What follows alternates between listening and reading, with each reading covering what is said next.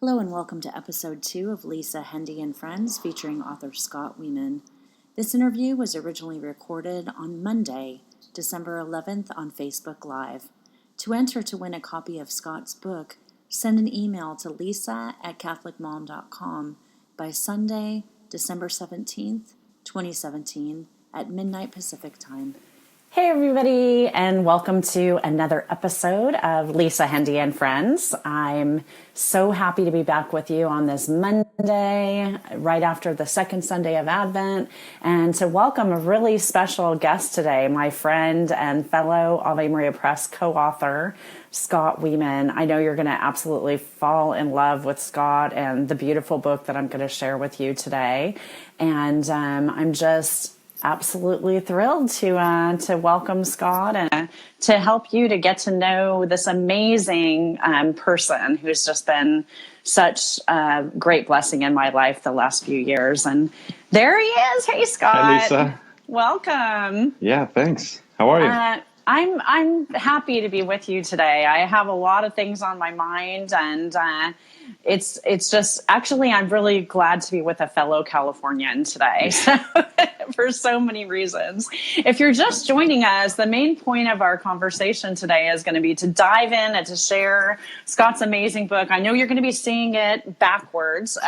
The book is called The 12 Steps and the Sacraments: A Catholic Journey Through Recovery. And just in case you're getting ready to tune out and say, well, I'm not in recovery and I don't have those issues, I'm going to urge you to stay tuned, because I think what you're going to hear from Scott, as I feel what I've learned from Scott, is going to bless your life in so many possible ways. And for people that are tuning in now to our Facebook Live, I'd like to share that we're going to be giving away a special signed copy of Scott's book. So all you have to do is join us and leave a little comment. You can simply say hi, and you'll be entered to win this fabulous book. Scott, before we jump into the book, there's a couple things on my mind today. The first is, we can't be both from California without talking about the fires that have been raging through our state for the last week. Tell me how things are down there in San Diego. We've certainly felt it this week. We could kind of feel the, just the state being in, just a state of anxiety a little bit. Just, I'm sure, just can feel it in the air, and then the people, concern and love. It raises interesting questions. Even if I don't live in an area that was affected by the fires, nor was there really the likelihood of it, but it just makes you think about certain questions. What are the important, valuable things that you own? What are important things to you? And that becomes more real as you hear stories of people who have lost everything, and, sadly. But, what we have is each other. So that certainly adds a bit of reflection and perspective. I had that moment, I think it was Wednesday night. I was supposed to be at my husband's Christmas party, but it was happening on the other side of the Skirball fire evacuation zone. So I would have had to drive through that. So I decided, I'm going to stay off the road tonight and make way for the firefighters, which literally we have firefighters, circuiting our state to all different areas. They go wherever they're needed. And I got that kind of scary, that emergency broadcast alert on your phone went off on 3 of my devices all at once. And certainly you can't miss it. So that made me very happy to know that I would not sleep through that alert. But it was basically like the get ready to evacuate alert, because we're about 3 miles away from this Skirball fire, which is gratefully now 85% contained. But I did that. I thought, okay, what am I going to put in a bag right now if I have to run out the door? And surprisingly for me, there weren't all that many things that I needed to tuck in there. So that what you mentioned about the people in our lives being the most important. And I know you're a newlywed, and we'll talk a little bit more about that. But so if you're watching, just please keep our brave firefighters in your prayers, our first responders, and especially all the families that have lost loved ones, that have lost property, that are now situated in evacuation centers around the state. And please join us in praying for rain. I think we have such great teachings from Pope Francis on the climate and our stewardship of our earth. And so we're praying for that. And also, Scott, did you see the news today about what's happening in New York City? I haven't, no. So apparently there was another act of terrorism.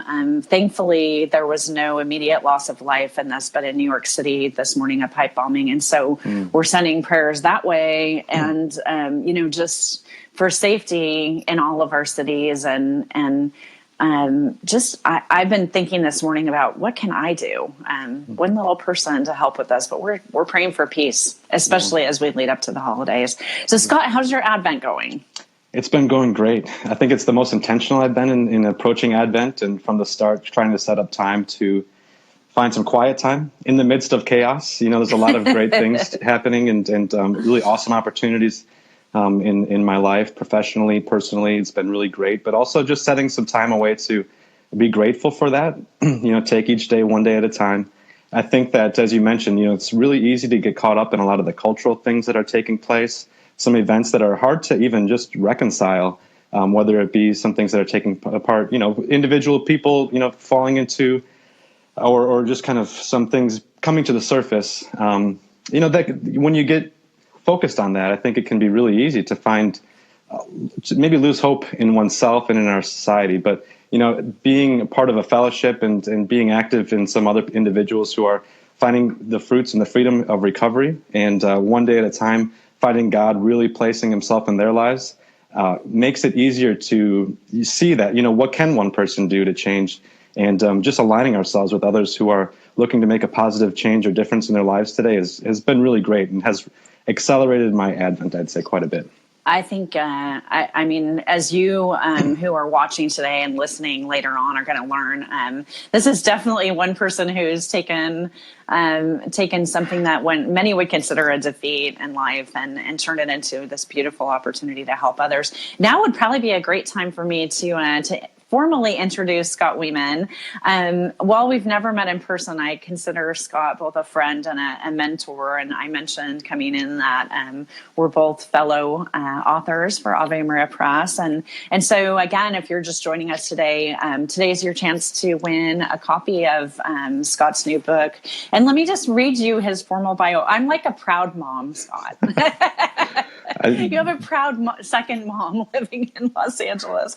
Scott Weeman is the founder and executive director of Catholic in Recovery, a nonprofit organization that seeks to help those suffering with addictions.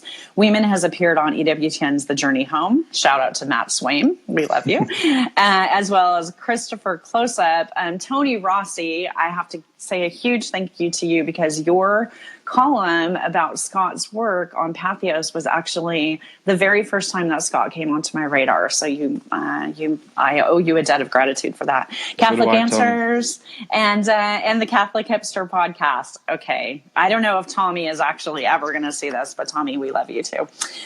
Scott's work has been featured on Alatea and Pathos, and he earned his bachelor's degree in organizational management in 2017. Yay, Scott! It was a big year for you from Point Loma Nazarene University, where he's a graduate student in clinical counseling.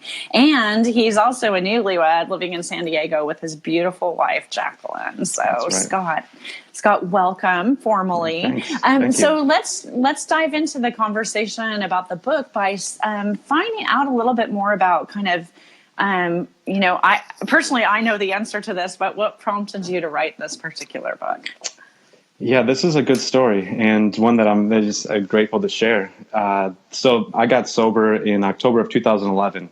Had a hopeless condition of alcoholism and drug addiction and a variety of other things that were kind of moving me.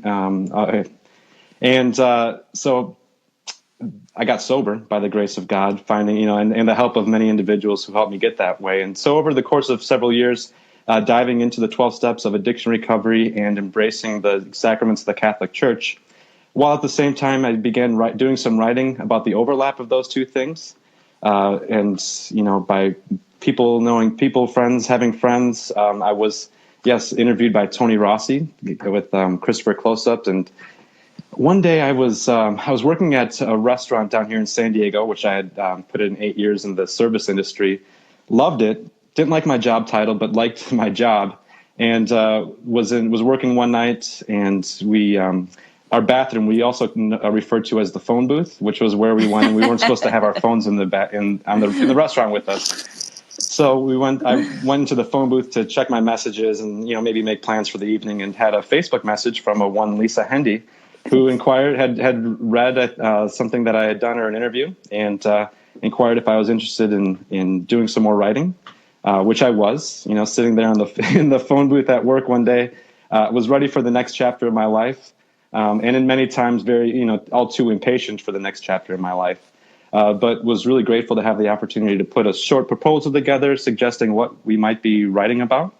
And that went through. And so the last 2 years or so of my life has been getting to, going through the process of the book here and there, spending some time with it, away from it, which that's a cool experience too, is, spending some time writing writing a lot of thoughts down, spending a few months away from it, and then re-embracing it and rereading it and seeing, what was I thinking at the time, or, wow, this sounds nice, or I remember that, or I have really good editors. Wow, this is amazing. You and I share an editor, so yeah. I know that. I know that. Yeah. And we need to say a huge thank you to Eileen Ponder, who once the acquisition of this book was decided by Avery and Weir Press, Eileen became the person to. And I know from my own process of working with Eileen that she'll pull things out of you sometimes that you think, really, I'm not sure I want to go there. Yeah. But in a book like this, the 12 Steps and the Sacraments, kind of that personal touch, I think, is what really makes the book. We have to also acknowledge that you have a beautiful introduction from, or forward from Bishop McElroy from the Diocese of San Diego. How did that come about? Yeah, he took over as bishop probably 2 or 3 years ago. And has done some really amazing things. And when he got here, made young adult ministry one of the areas of emphasis. And I've gotten to know him a little bit, and in sharing, the journey with him, and asked him if he would be, introduce the book or forward the book, and he was very happy to. He's a very readed man. I sent him the manuscript one day, and I think 3 days later he had sent the forward back to me. I was thinking, wow.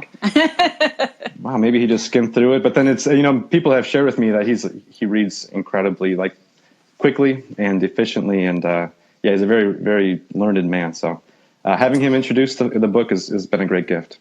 Yeah, and I think that he's very wise, because the church as a whole is talking a lot, Scott, about how to reach people just like you, the young, who really, are the leaders that we need right now in our church to help us kind of understand how to reach out to people your age. And, people my age can kind of sit around talking about it, but we need you now to help us. So thank you to the bishop for that. Scott's book, The 12 Steps and the Sacraments, I'm going to be giving away a copy of this later on this week. So to enter to win this particular contest, if you're with us on Facebook Live right now, simply leave a comment here on Facebook, say hi, or if you're listening later on, you can send an email to lisa@catholicmom.com to be entered to win this. Our deadline for that will be next Sunday, the third Sunday of Advent at midnight Pacific time. We'll have more information on that afterwards about how to enter if you're not with us live. Scott, the book opens with your story, and I have to say, I mentioned early on that even if folks aren't struggling with their own addictive personalities, there's so much wisdom in this book. I have loved ones who have gone through the 12-step journey. And I also know for my own self that I rely daily on God's mercy. And so there was one part of this that I just want to read to you, because it really struck me as something that I think anybody needs to hear. You wrote, it was one of the first moments that I experienced the power of vulnerability and honesty. I'd spent years being ashamed of the truth of my situation, hiding my reality from everyone I came into contact with. Now I was confronted with the beautiful notion that if I'm open, weakness leads to unity, and in unity there is victory. My attitude changed from victim to victor, with the spiritual aid of God and the help of others. I honestly think that those words, whether or not you're someone who needs the formal 12 steps, points so beautifully to the fact that when we give in to the fact that God made us unique with our flaws and, but also the beneficiaries of his amazing mercy, he can work miracles in our life. So how kind of has that become a hallmark of what you go about in your day-to-day life? Yeah, that's it right there. That I remember actually the first time I heard someone say that quote. I was sitting in a Bible study, probably about 2 or 3 months sober, sitting in a young adult Bible study, and someone had said, made reference to, in weakness there is unity, in unity there is victory. And there weren't many victories in my life taking place, or at least none that I was tuned to at that time. However, I even mentioned in the book, I think leading up to that, I walked into a meeting of a fellowship of people who were trying to get sober and had been sober, and they were introducing themselves as alcoholics, and they were doing it in a way that was mysterious to me. They were doing it without the kind of shame that I felt as I was trying to introduce myself in the same way, and doing it in a way where they had witnessed some victory by the aid of God over something that had been killing them, and they were laughing about it too. That was really strange to me. Later on, laughing kind of with joy, right? Yeah, laughing with joy about the things that were killing me, and it was hard to take, but there was something there that was really honest and beautiful and free, and I think that freedom comes when we can look at situations where we had acted in ways that maybe weren't the most appropriate, but seeing God's mercy break through that, change us and transform us. We can look back on those moments of our lives where we weren't maybe making the right decisions or weren't working in accordance to God's will, and do it with some freedom that, yes, that was me then, and today I have the chance to make a new story for myself. So yeah, I think that there's unity in that, aligning with our weaknesses rather than trying to just find union in the strengths that we have. That's exhausting, and that's really hard to do, and it's really hard to find any kind of common ground that way. I think that this is a book that provides a service for anyone with struggles in their life. Certainly your struggles related to substance abuse, to alcohol and drug addiction. But for many people, we're going into a holiday season that's sort of fraught with all kinds of problems, both lots of parties going on around us, and also folks who struggle with eating disorders, with shopping addictions, with overspending. So in your experience of working with folks in recovery, it's extended beyond just those who struggle with alcoholism, correct? Oh, yeah. I mean, this time of year is stressful. It's stressful for people. And part of that, I mean, there's a lot of things that go into that, but we're planning gatherings, family gatherings that may only take place once a year. So we're entering into a moment where we want to find union and express our love for each other that we don't do all that often. And so when we do try to make attempts to do so, sometimes it comes with some expectations and other things. And so that makes those holiday gatherings and things stressful, even the anticipation for it.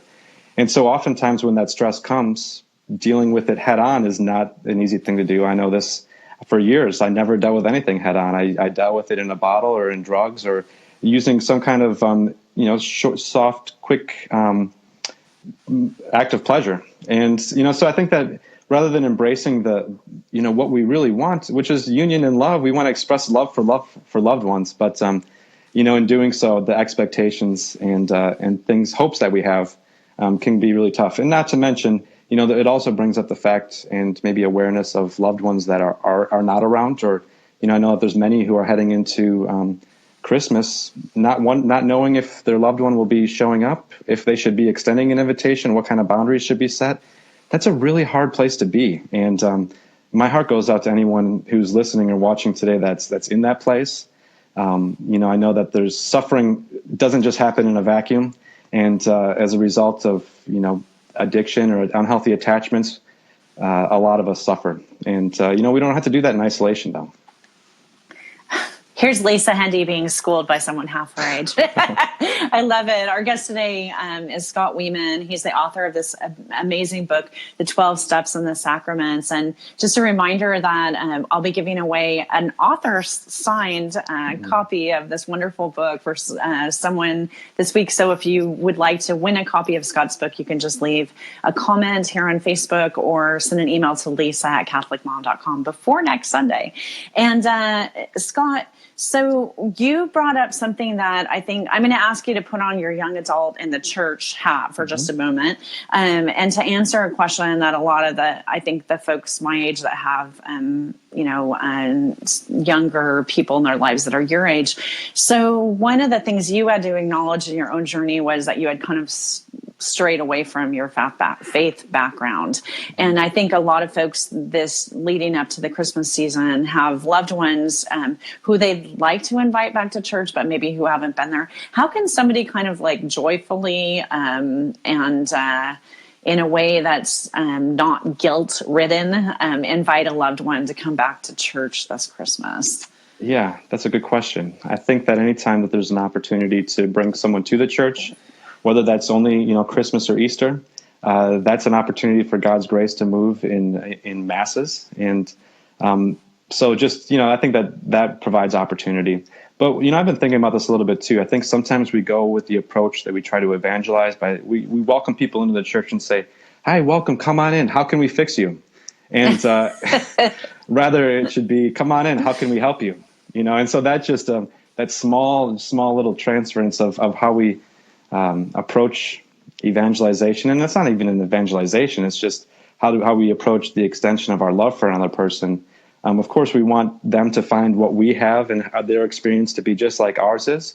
But I think that when we do so in times when someone's not willing, nor not in a place to do so, it can get in the way of other efforts. So in recovery, one of the traditions of 12-step groups is that they have a policy of attraction rather than promotion. And I think that the church could learn a little bit from that tradition. Say a little bit more about what that means, attraction versus promotion. Yeah, public relations policy of attraction rather than promotion, which basically means that rather than, I think that it's easy to identify someone and say, you need to come to a group where people are getting sober. There's plenty of people in our lives that would be suitable to say to. However, people don't really respond well to that kind of an invitation. Rather, I think that really just being available and witnessing to those that are willing to hear it is important. Now, we don't always get to choose the willingness of our family members and loved ones. And so sometimes maybe we see or smell willingness and we want to jump in there and, extend that invitation. But let the Lord provide joy in your own life. And I think that people will ask questions and people will want to know what the source of that is. And when you're ready, you can do so in a way that is free, that just shares what it was like, what it's like, or what it was like then, what happened, and what it's like now. And that's easy for me because what it was like then is such a contrast for what it's like now. But even on a day-to-day basis, I can tell you what it was like this morning, what happened to get my head back into realignment and getting a little bit less self-centered and more God-focused, and what my life is like, in this part of my day. So it's just regular metanoia, or kind of transferring our attitude towards God's. And I think that when we do that in our lives, others will follow, including loved ones. It's interesting, Scott. What you said takes me back to I sort of saw this article this morning on the Jesuit Post. It's an interview with one of my favorite social media gurus, and that's Bishop Paul Ty, who actually is on the Pontifical Council for Culture at the Vatican. And he had this line in the interview about, not using, I'm going to mangle it. I'm not going to say it exactly right, but basically not trying to use our social media or any form of outreach to try to tell people what's wrong with them, but to be inviting people and to use those laws of attraction that you talk about. So even in something as simple as how we share this during this holiday season, something that I'm positive, Scott, your friends who maybe you've been out of touch with for a while, who knew you when you were back in the day, like when your life looked very different than it does now, will say to you, wow, what happened? how you really are on top of your game right now. And the hope that you just exude through your personality, I think is a moment to be sharing some of what helps you to find wholeness and happiness in your life. Right? Yeah. Yeah. It's a joyful journey. Yeah. And being able to share other people's joy has been great. Yeah. And so let's talk a little bit about Catholic and recovery, because the work that you're doing now has extended beyond this book, the 12 Steps and the Sacraments, and into really what I would hope would be something that goes, I'm going to say nationwide and eventually worldwide. Yeah. So say a little bit about the work of Catholic and recovery. Yeah, we just an hour ago we had a meeting with some individuals from around the country that are looking to do something in their community or in their parish to combat the nature of addiction that just has woven its way throughout our entire culture. And Catholic in Recovery is a nonprofit organization that was started more or less as a blog for me to share the overlap between the 12 steps of the church of recovery and the beauty and wisdom of the church. And then launched into a fellowship, really. We have been meeting for over a year, or about a year, downtown San Diego at St. Joseph's Cathedral, where meeting number 1 has started. And other meetings around San Diego have started as well. And those look and kind of take on the smell or feel of a 12-step meeting, but incorporate Scripture. We incorporate Scripture from the upcoming Sunday's Mass readings, tie in liturgical themes. So we're talking Advent and the themes of hope, quiet, patience, and trust, and really making a way for the Lord now, and also tie in and overlap those with recovery themes. So we read through the long version of the Serenity Prayer, which that second stanza includes just incorporation of Christ's love. And we pray together, and then read a reflection each week that ties in those themes I mentioned. And that launches us into an honest and a humble discussion. And it's been really beautiful. And some meetings are specific to individual causes, such as a men's or women's group for people suffering or trying to overcome pornography or sex addiction. But other meetings are just general meetings where we have around a table alcoholics, drug addicts, codependents, pornography and sex addicts, gambling addicts, overeaters, sharing the same solution and the same, being able to identify with perhaps different behaviors, but really all the same beast and the same symptoms of a similar disease, and that is just distance from God. And so being able to find common solution has been wonderful. Some people are finding themselves introduced to the church that way, who have been in recovery, wanted to get deeper into their understanding of their higher power, and are finding so through familiar language, recovery language, but getting their way into the church. And others who are in the pews but have been suffering perhaps for a long time, perhaps not that long, with an addiction, can find a Catholic approach to curbing that addiction. So it's been wonderful to see that work in both directions. And one of the things that I've noticed recently is that the transformation that happens really happens in people's eyes. And being able to see people who have been attending these meetings for about a year now, who sometimes slowly, very slowly, picking up on it, maybe getting a day of sobriety, 3 days, 7 days. And then just a month ago, we had a woman celebrate 30 days who had been showing up for like 10 months in a row, but just dedicated and willing, even though she was falling, just continuing to get back up and come and share what she was going through with us. Seeing that transformation and then seeing people look in your eyes is great. It's such a gift. So it's been fun to share, and we look forward to growing that network throughout the country. It's Scott so at CatholicInRecovery.com for email me if you'd like more information. And CatholicInRecovery.com is a great resource, really, for anyone.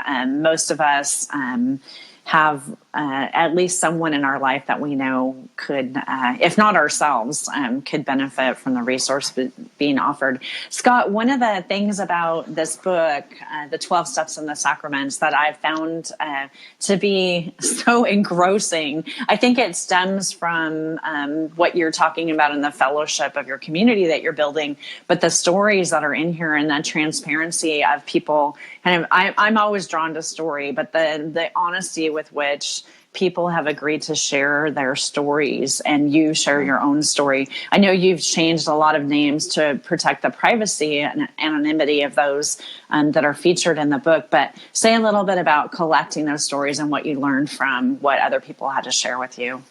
Yeah, it was awesome. Being able to share other stories has been such a gift and an honor. I don't take that lightly, that opportunity. So, I mean, there have been so many people that have touched my life and have shared their experience, strength, and hope with me in my road to finding freedom through recovery. So it wasn't tough to, determine who it was that I wanted to feature. In some ways, there were so many people that have just had such a huge impact on me that, I feel so gifted on a daily basis to be able to encounter such people. There's one guy, John, who I talk about in the last chapter 12. And he is a guy that I met a week into sobriety. I was a week sober, didn't have much hope for myself, but 5 or 7 days of sobriety under my belt, which was the first time in a long time. And he, like many others, had reached his hand out to me and asked to get together one-on-one. And we did. We sat down for coffee. And his voice was getting a little hoarse. It was hard to understand what he was saying. But he was telling me about growing up in the Midwest, just like I did, and growing up a Green Bay Packer fan, just like I did. And, his life coming to a point where he had gotten so miserable that he had a gun in his mouth, feeling the cold metal of a gun in his mouth, but put it down because he couldn't answer the question properly, what if there is a God? And that led him on a road to recovery, which, 25 or 26 years later, he was sitting there at a Starbucks talking to me and sharing that story with me and just sharing the hope that I, needed to get through that day. But what was happening to John was that he was coming down with ALS. And that hoarseness on his voice was where it was starting, and soon took over his body. It took over his ability to really function physically, mentally, all there, and is still with us today. But now functions from a wheelchair, communicating with an iPad, and doing so at a rate of about 2 or 3 words per minute. But while he was going through this, he was continuing to use the principles of recovery, the 12 steps of recovery to get through that. First, admit that he's powerless over this condition, that his body was going to be taken from him more or less. And then just going through the motions of what he knew and what he had learned through recovery and through getting sober. And he said that, the struggles that he has with ALS aren't even close to the struggles that he had as an alcoholic and drug addict, and that the hopelessness that he knew from that and the opportunity that God gave him to get through that gave him no doubt that he was able to overcome ALS and what was to come. So he's been a great inspiration, and being able to share his story, he touches so many lives. And even prior to the ALS, was someone that restarted his career, revamped his career, went to nursing school, applied the principles of the 12 steps when he started managing a floor at the hospital, and just continued to apply these principles in all of his affairs. And he's a beautiful man, and sharing his story was great. I had a chance about a week or two to give him the book. Oh, wow. That must have been a special moment. It was. And what's great is that he doesn't talk. And so it was a moment there where we just embraced each other for probably 5 minutes, weeping, crying, just holding each other, expressing the things that words can't say. And it was just beautiful. It was awesome. So let me thank you for that opportunity. That was a moment in my life I'll never forget. We'll thank the Holy Spirit. I give him all the credit. So, Scott, so I don't want to go into anything that's too personal, but I can't help but say happy graduation. And also you're a newlywed, a relative newlywed, right? Yeah. So are you comfortable sharing a little bit about how those changes in your life have blessed the work that you're doing now? Yeah, absolutely. Yeah, so school and relationship, were two things that I lost as an active alcoholic and drug addict. And were two things that I thought were going to be impossible for me to get back. When I started drinking at 17, that was towards the end of high school, I had worked really hard at an opportunity to get a scholarship to be on a debate team in college. And so I was going to school at Pace University in New York City for about a year and a half when I really got accelerated into my alcoholism and drug use. So lost that opportunity, and other attempts back at school were marred by a bad grade point average, and also just my addictions just keeping me down and kind of driving me further into the ground in that front. And at the same time, what really propelled me to get sober was a relationship that I had lost with a woman who was very Catholic and came from a strong Catholic family, but just had enough of my deceitfulness, dishonesty, and manipulation. And so that had left. And getting sober was really an opportunity to reclaim, get those things back. But it was more than that. It was first finding myself and finding what was the direction that I wanted to go in. And I'm really grateful for some opportunities that didn't take place early on, because I was just finding out who I was. And in this place of self-discovery, I didn't know what I wanted or what I needed, or, I was just trying to find out who I was and who God was and what that relationship looks like. So fast forward a few years, I got into community college, went through 5 semesters of community college. It was humbling, very humbling, and then got accepted at Point Loma Nazarene University and completed my bachelor's degree there this past spring. At the same time, I was actually meeting Jacqueline, my wife. We met at a young adult Bible study at St. Bridget's, our parish here in San Diego. Shout out to all the great people at St. Bridget's. And we started dating we're getting to know each other. And I was dealing with this insecurity of not really being in this place professionally or with my academic goals that I wanted to be, and thought that I had to have it all together before I would court a woman of her standing. And, so I was, I think I had gotten a rejection letter that day as I was going through community college. I was applying to 4-year universities who were not letting me in. And this was a source of frustration. And, we were meeting one day, and I shared with her that I was frustrated that I didn't get into college. I'm not sure if I'll ever get into a 4-year college, and just kind of bringing that to her. And she just handled it with such charity, and just reminded me that it was my character and not my accomplishments that was what impressed her. And and just getting to know Jacqueline in ways that was bringing some of my insecurities to her, and she just embraced that and embraced me, and was really grateful for my willingness to be honest at the same time with some of those things that were a source of insecurity. And so our relationship grew, and it turned out that prior to dating me, her previous serious relationship was with a guy that was an active drug addict. And so she had been through some of the work herself, and actually had done some of the work of the 12 steps to find some personal security and freedom, and really set up healthy boundaries. So I think that over the last 2 years, and even since our marriage last September, one of the things that we've been growing together has been growing in recovery, and growing in what that looks like in our relationship. And I tell you what, applying the principles of the 12 steps to my marriage has been such a blessing.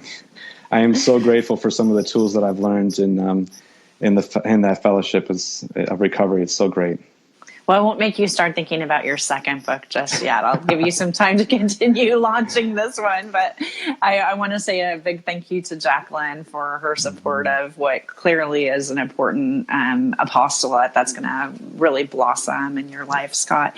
Our guest today is Scott Weeman. He's the author of this beautiful book that you're seeing backwards on Facebook, The 12 Steps in the Sacraments. And I want to share that I'm giving away this awesome, signed by the author copy. And all you need to do is leave a comment here on Facebook. You can simply say hi or whatever. Tell Scott he's awesome. Or drop an email to lisa@catholicmom.com if you're watching or listening to this after the fact. So, Scott, we've been through so much, and there's so much yet to come. I want to say thank you again for being someone that I really do consider a role model and a blessing. And I want to know kind of how people can help support the work that you're doing, how best to kind of reach out to the resources and where to find you. Yeah, CatholicInRecovery.com is a great starting point for all of that. Some information about our ministry, the book, and other things. Starting a meeting, finding a meeting. If you're interested in starting a meeting in your community, we are at a point to provide resources for you to do so. You can email me at scott@CatholicInRecovery.com with specific questions, either personally or questions regarding our ministry, or if you have questions about recovery or the church, and I'd be happy to field those questions. Support can be made in a variety of ways. We're certainly happy to have people volunteer to help us expand or reach that ministry and bring Catholic in Recovery resources to those that need them most. And in addition, we are available and could always use monetary or financial resources as well. So if you have the means and are willing to financially support some, we happily accept your financial donations, and And you're all set up tax as a deductible. nonprofit now, right? Yeah. That's right. Yeah. So this might be a great time of the year when you're considering gifts to make a gift in honor of a loved one in your life to a really, really worthy nonprofit. And mark my words that 5 years from now, Scott's going to be jetting across the country, setting these up all over the place. And I do want to say that I hope you'll consider the book as a gift for your parish. I think a lot of parishes out there have parish libraries, and this might be the kind of book that you might think, well, what is somebody going to think if I buy this book or whatever? Like, people are going to worry about me. But I think this is a book that once you pick it up and read it, you're going to realize that whether or not you're working the steps for yourself, there's something in here for everyone. And that's a knowledge of how much God loves us and wants to bring us home to him. And what a gift to place this maybe in a parish library where somebody could find it that really, really needs a companion. Scott, just say a final word to anybody out there who thinks they're just too far gone, too lost. What message you'd send to them? Yeah, anything is possible. Anything is possible. There was a time in my life at the tender age of 26 years old when I thought that it was all gone, that the selfish behavior that I had gone through and the self-seeking motives that I had would never be changed. And that was a really, I think that I was viewing God not by God's image, but I was viewing God, making God in my image, rather than viewing myself in the image of God. And I think that embracing that love, embracing your identity as a beloved son or daughter of God with whom he is well pleased, is a really important starting point. To know that you where you are today is you can make a difference. You can change and not even make a change, but just be embraced by the love and let that flow through you. It's not as much work as it may seem to be, and we just have to get out of our own way sometimes. And you're not alone. Absolutely never alone. Great. Well, Scott, I want to say thanks, and I hope you have an amazing Christmas. I hope that the weather stays warm, but we get a little bit of sprinkles out here in California. Yeah. And for folks who want to pick up the 12 Steps and the Sacraments, you can find that at your local Catholic bookstore at AveMariaPress.com or online at BarnesandNoble.com or Amazon.com. And definitely check out Catholic in Recovery. Remember that I'm going to be giving away this awesome author signed copy. So if you missed the Facebook Live and you want to get your copy, just drop an email before next Sunday. What's the date next Sunday? The 17th, I think. Gosh, we're 2 weeks out from Christmas. That's so crazy. Mm-hmm. Just drop an email to lisa@catholicmom.com to enter for your chance to win. Just say, I want to win that book. And we'll have links in our show notes to Scott's great resources and to all the information that you need to bring Catholic in Recovery to your parish and to get a hold of this book. So, Scott, thank you so much. I'm so grateful. Lisa. I hope you have an awesome Christmas. And to everybody watching and listening, thank you. I'm hoping to sneak in one more Facebook Live before Christmas. And I think if it's the guest that I hope, there's going to be 2 of them. So it'll be all squished into your little cell phone on Facebook Live, but it'll be really awesome. And I'm so grateful to everybody for helping me to reboot my podcast. And if there's somebody that you'd like to see on Facebook Live with me, or that you'd like to hear on a podcast, drop me an email and let me know your suggestions. And until then, have an awesome week, and we'll see you next time. God bless. Bye, Scott. See ya.